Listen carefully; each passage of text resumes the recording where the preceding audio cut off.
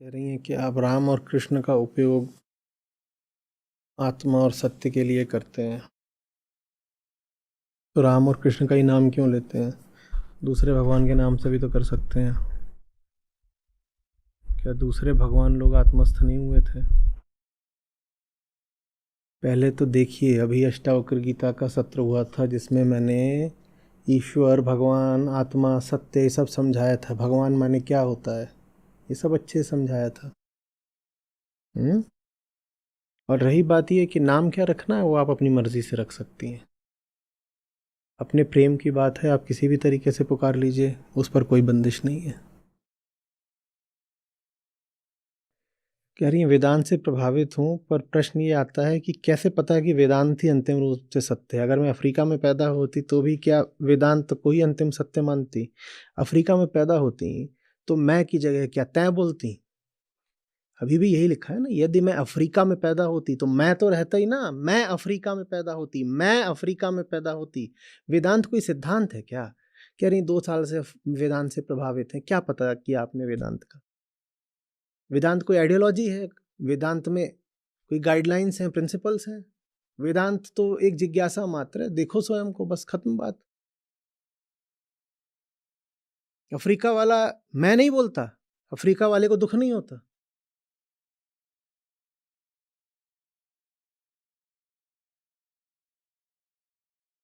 वेदांत सार्वजनीन है। वेदांत आपसे किसी कहानी में यकीन करने को थोड़ी कह रहा है कि भारत की एक कहानी, अफ्रीका की अलग कहानी होगी। वेदांत में है कोई कहानी कि ईश्वर ने सृष्टि रचना कैसे की? वेदांत में है ऐसी कोई कहानी? हम्म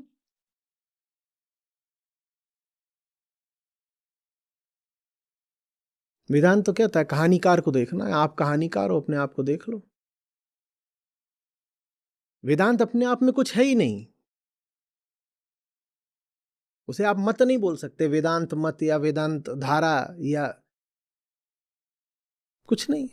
वेदांत माने क्या? नाम ही है उसका, अंत। शून्य है वेदांत। वेद अंत, खाली, धारणा से खाली, मान्यता से खाली, विश्वास से खाली, कुछ नहीं।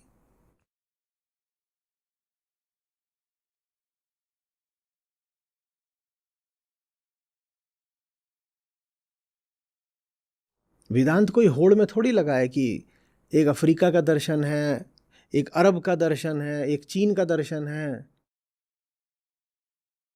वो सब भाग रहे हैं उन्हीं के साथ। होड़ में वेदांत भी लगा हुआ है, मैं भी भाग रहा हूँ। और वेदांत भाग रहा है तो उसके पीछे लिखा हुआ इंडिया। वहाँ दाओइज्म भाग रहा है, उसके पीछे लिखा हुआ है चाइना।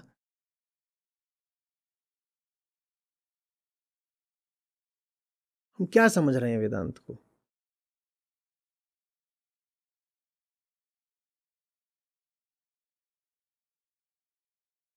वेदांत तो एक शब्द है बस, जानो।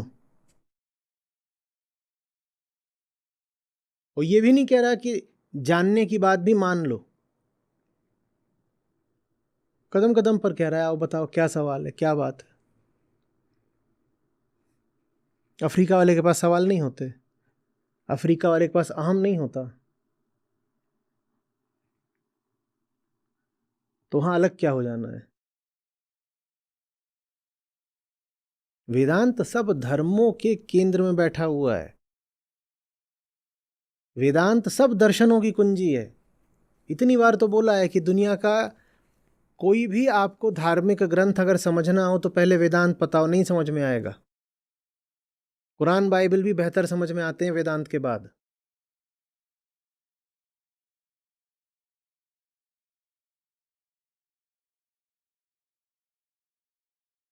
योग हो, भक्ति हो, न्याय हो, वैशेषिक हो, सब बेहतर समझ में आने लगते हैं वेदांत के बाद।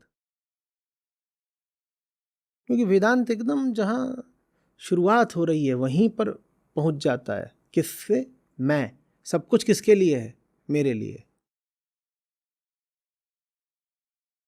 इसीलिए उससे आगे कुछ जा नहीं सकता, वहीं पे सब अंत हो जाता है।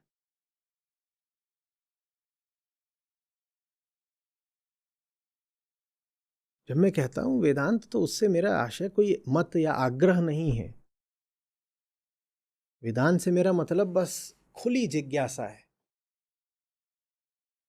हम्म।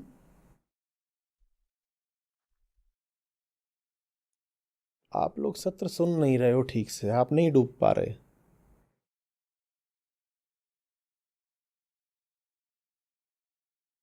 कह रहे हैं कि माया इतनी प्रबल है कि उसने भगवान विष्णु को भी सुला दिया था, तो फिर हम कौन है जो माया से जीत सके? तो आप क्यों कहते हैं कि माया से जीत सकते हो? तो फिर सवाल ही क्यों पूछ रहे हो? जब कुछ हो ही नहीं सकता, तो सवाल पूछने की भी काहे मेहनत कर रहे हो? मुझसे क्यों मेहनत करवा रहे हो? प्रयास हो सकता है ना। आपने भी सवाल पूछ के एक प्रयास किया, मैं भी उत्तर दे के प्रयास कर रहा हूँ। मुझे नहीं पता मेरा उत्तर आपके काम आएगा कि नहीं, पर प्रयास तो कर सकता हूँ। हाँ, तो बस हम वही करते हैं, प्रयास में ही जीत है। पूछ रहे हैं अवलोकन क्या बिना विचार के संभव है? अवलोकन बिना विचार के संभव तो है, कर सकते हो। डायरेक्ट सीइंग हो सकता है, होना भी चाहिए, वही शुद्धतम अवलोकन है। लेकिन विचार आ भी रहा है तो उसमें कोई गुनाह नहीं हो गया। ठीक है, सोचने में कोई गुनाह नहीं हो गया, बस थोड़ा निष्पक्ष होकर सोचो। सच जानना है, ऐसा संकल्प रख कर सोचो। अगर बिना सोचे ही सीधे सीधे ही समझ लो तत्क्षण, उससे बेहतर तो कुछ होता ही नहीं है।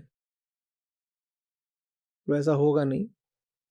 हमें समझने के लिए विचार की प्रक्रिया से गुजरना पड़ता है। आचार्य जी, अचेतन मन के तथ्यों को कैसे देखें? क्योंकि वहां बहुत कुछ अपने हिसाब से हो जाता है। वहां जो कुछ हो रहा है नहीं दिखेगा, पर वहां जो कुछ भी है वो अभिव्यक्त तो सामने ही होता है ना, स्थूल रूप से, उसको देख लो। अचेतन मन में कुछ पक रहा था, तहखाने में कुछ पल रहा था, वो बाहर तो आता ही है ना। दिन प्रतिदिन हमारे जो कर्म होते हैं उनमें वो बाहर तो आ ही रहा है। अपने स्थूल कर्मों को ही देख लो, सूक्ष्म रूप से भीतर क्या छुपा है वो पता चल जाएगा। कह रहे हैं कि मुझे लगता है कि कृष्ण को राम से अधिक पूजनीय माना जाता है, जबकि राम मर्यादा पुरुषोत्तम थे, पर कृष्ण ने कई बार अपना वचन तोड़ा। ऐसा क्यों है कि इतने वचन वगैरह तोड़ने के बाद भी कृष्ण को राम से अधिक पूजनीय माना जाता है? अधिक पूजनीय तो नहीं माना जाता, पर अगर आपको ऐसा लगता है कि कुछ लोग कृष्ण को राम से अधिक पूजनीय मानते हैं, उसकी वजह गीता है। गीता गीता पूछ मारा। आप बताइए कि आपकी नज़र में भारत के धर्म के आकाश में 12 चमकते हुए सितारे कौन से हैं? क्या करोगे एक दर्जन का मेरी जान? और ये सवाल कहाँ से आ रहा है वो भी मुझे पता है, क्यों पूछ रहे हो? कह रहे हैं नमस्ते आचार्य जी, हमारे जितने भी मंदिर हैं उनमें भगवान की मूर्तियाँ इतनी विचित्र क्यों हैं? उनमें सामान्य इंसानी शरीर क्यों नहीं दिखाया जाता? क्योंकि अहम के लिए बड़े अपमान की बात हो जाएगी कि कोई सामान्य इंसानी शरीर वाला भी जिंदगी में ईमानदारी से जी गया। हम्म।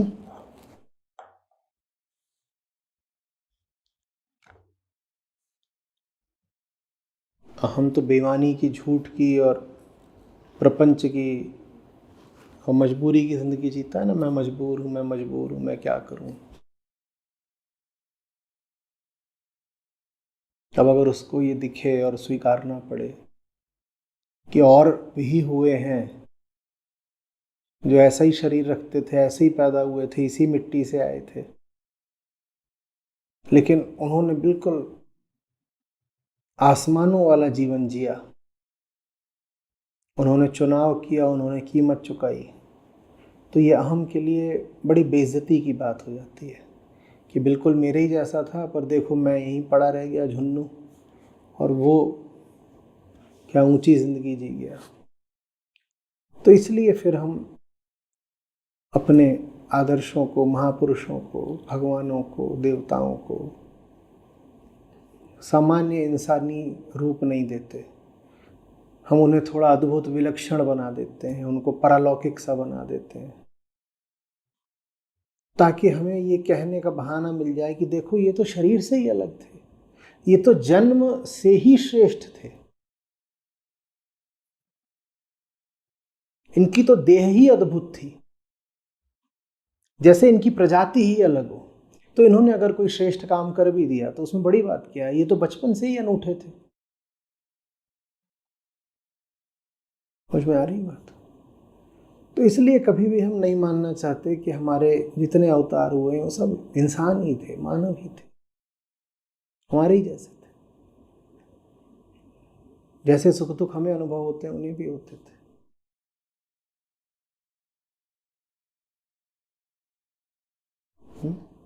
हम उनसे उनकी मानवीयता छीन लेते हैं, हम उन्हें इंसान ही नहीं रहने देते, हम उन्हें पता नहीं क्या बना देते हैं, हम उन्हें कैरिकेचर बना देते हैं, हम उन्हें किसी बचकानी कहानी का किरदार बना देते हैं।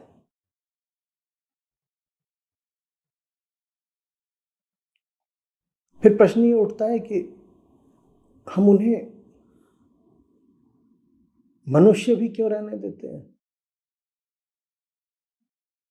मनुष्य इसलिए रहने देते हैं क्योंकि अहम को अगर पूजना है तो अपने से बाहर के किसी को नहीं पूज सकता। उसे पूजना है तो अपना ही कोई विस्तार कर लेगा और उसे ही पूजना शुरू कर देगा। विस्तार तो माने अगर मनुष्य है तो मनुष्य को ही पूजेगा, पर मनुष्य की प्रतिमा अद्भुत बना देगा। समझ रहे बात को? क्योंकि अहम तो स्वयं को ही आखिरी मानता है ना, तो अपने से आगे के किसी को पूज ही नहीं सकता। अपने से आगे का बनाना भी है तो कैसा करेगा? कहेगा मेरे से आगे का ऐसा हुआ कि मेरे 2 हाथ है तो उसके 4 हाथ है। पर वो ये नहीं कहेगा कि मेरे से आगे का ऐसे हुआ कि मैं सगुण हूं तो वो निर्गुण है। उतना नहीं करेगा वो, बस इतना ही कर देगा मेरे 2 हाथ है तो उसके 4 हाथ है।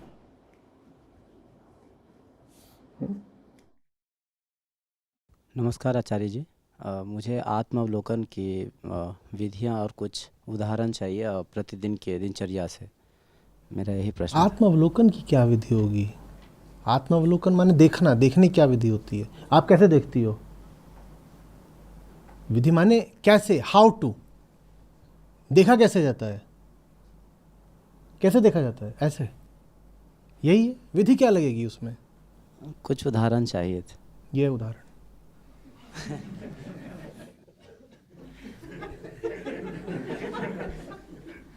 क्या प्रश्न है?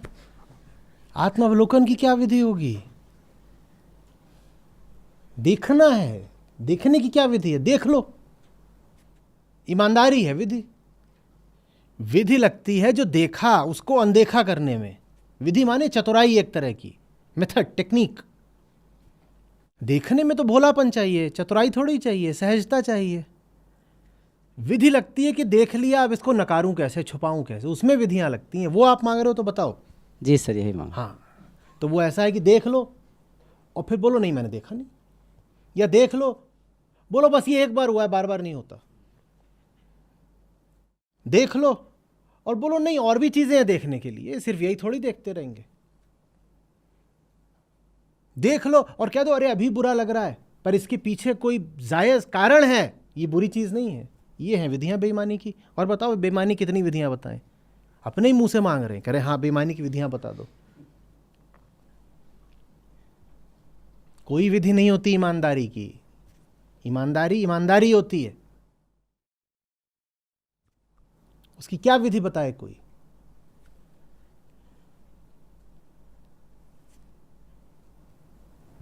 मैं सांस लेने की तक की विधि बता सकता हूं, पर देखने की क्या विधि होती है? आंख खोलो तो दिख जाएगा, या कुछ करना पड़ता है देखने के लिए? हाँ, नहीं देखना है तो ये करना पड़ेगा या ये करना पड़ेगा, कुछ कुछ करो फिर नहीं दिखेगा।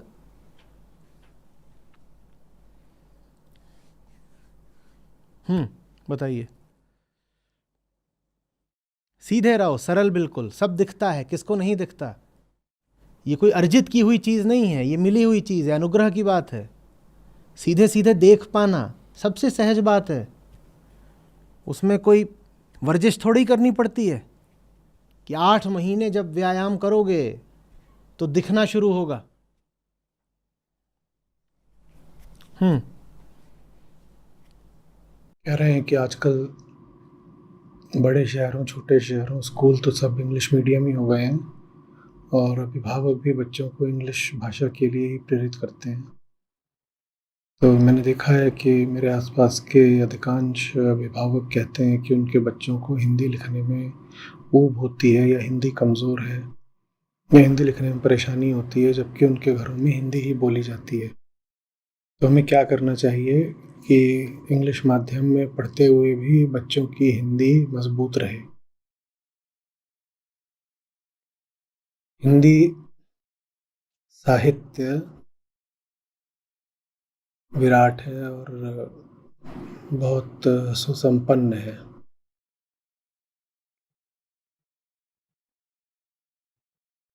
भाषा छोड़िए, बच्चों के मानसिक विकास और व्यक्तित्व विकास के लिए भी ज़रूरी है कि हिंदी में जो साहित्य लिखा गया है वो उन तक पहुँचे। इसी तरीके से भारत अध्यात्म का पालना रहा है और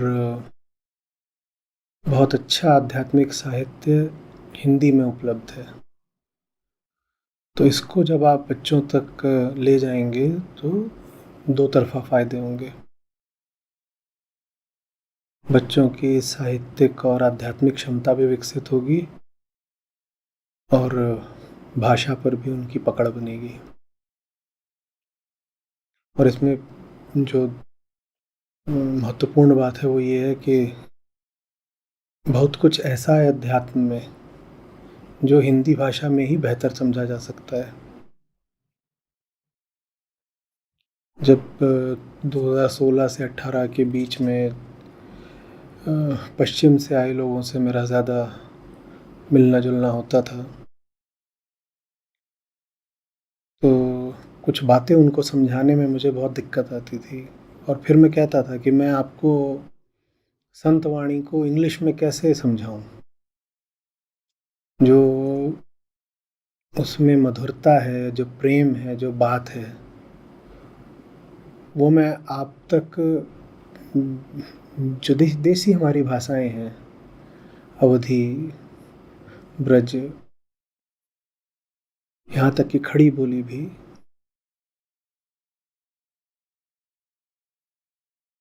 उनमें कही गई बात को मैं आप तक अंग्रेज़ी में या फ्रेंच या जर्मन में कैसे लेकर आऊँ। और विदेशी भाषाओं में वो बातें बोली नहीं गई हैं। राम निरंजन न्यारा रे, कैसे समझाऊँ आपको। तो एक दो बार तो जब समझाने में मुझे दिक्कत आती थी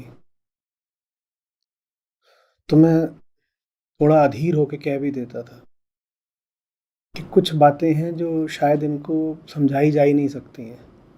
इनका दुर्भाग्य ये है कि ये ऐसी जगह पैदा हुए हैं जहाँ भारतीय भाषाएं नहीं हैं। तो जो भारतीय भाषाओं से वंचित रह जाएगा वो अध्यात्म से भी वंचित रह जाएगा। ज़रूरी नहीं है, और अध्यात्म उसके लिए थोड़ा मुश्किल हो जाता है। गीता के श्लोक हैं, उनके अर्थ जब अंग्रेज़ी में करे जाते हैं तो वो बात नहीं आती है जब आप उन्हीं श्लोकों के अर्थों को हिंदी भाषा में या अन्य भारतीय भाषाओं में पढ़ते हो। तो चाहे गीता के श्लोक हों और चाहे संत कबीर के दोहे हों, बाबा बुल्ले शाह की काफ़ियाँ हों, मीराबाई के भजन हों, सूर हों, तुलसी हों, या फिर खुसरो हों, जायसी हों,